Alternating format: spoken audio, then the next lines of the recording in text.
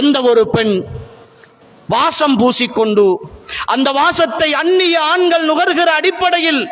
ஒரு வெளியிலே பொது வழியில் நடந்து போவாளாக இருந்தால் அல்லாஹ்வின் தூதர் ஸல்லல்லாஹு அலைஹி வஸல்லம் அவர்கள் சொன்னார்கள், பஹிய ஜானியா, நாளை மறுமையில் அவளுடைய பெயர் விபச்சாரிகளுடைய பட்டியலில் இருக்கும் என்று சொன்னார்கள் ரசூல் ஸல்லல்லாஹு அலைஹி வஸல்லம். வாழுகிற பொழுது பத்தினியாக வாழ்ந்த பெண், ஆனால் அடுத்த ஆண்களை கவர வேண்டும் என்பதற்காக, அடுத்தவர்கள் அந்த வாசத்தை நுகர வேண்டும் என்பதற்காக ஒரு சபைக்கு போகிற பொழுது வாசனை திரவியங்களோடு வெளிநாட்டிலே இருந்து நானா வாங்கி அனுப்பியது, வாப்பா வாங்கி அனுப்பியது, கணவன் வாங்கி அனுப்பியது என்று சொல்லி அவற்றையெல்லாம் அடித்துக்கொண்டு வீட்டிலே இருக்கிற பொழுது, உங்களுடைய மஹரமான ஆண்களோடு இருக்கிற பொழுது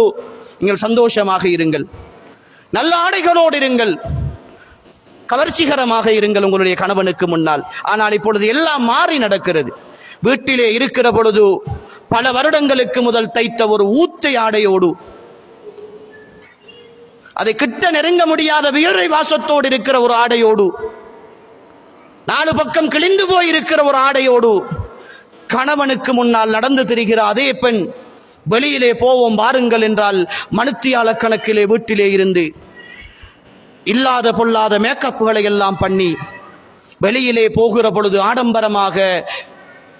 தன்னுடைய அழகை வெளிக்காட்டி வருகிறாள் என்றால் இந்த பெண்ணுக்குரிய சட்டம் என்ன என்பதை மனச்சாட்சி உள்ள, அல்லாஹ்வை முன்னிறுத்தி யோசிக்கிற ஒவ்வொரு சகோதரியும் நீங்களே தீர்ப்பு கொடுத்துக் கொள்ளுங்கள். கணவனுக்கு முன்னால் தன்னுடைய அழகை முழுமையாக அவலட்சணமாக காட்டிவிட்டு அடுத்தவனுக்கு முன்னால் உன்னுடைய அழகை காட்ட வேண்டும் என்று நீ ஆசைப்படுகிறாய் என்றால் நீ யார்? உனக்கு என்ன பெயர் கொண்டு அழைப்பது என்று ஒவ்வொரு ஈமானிய சகோதரியும் தெளிவாக இருந்து கொள்ளுங்கள்.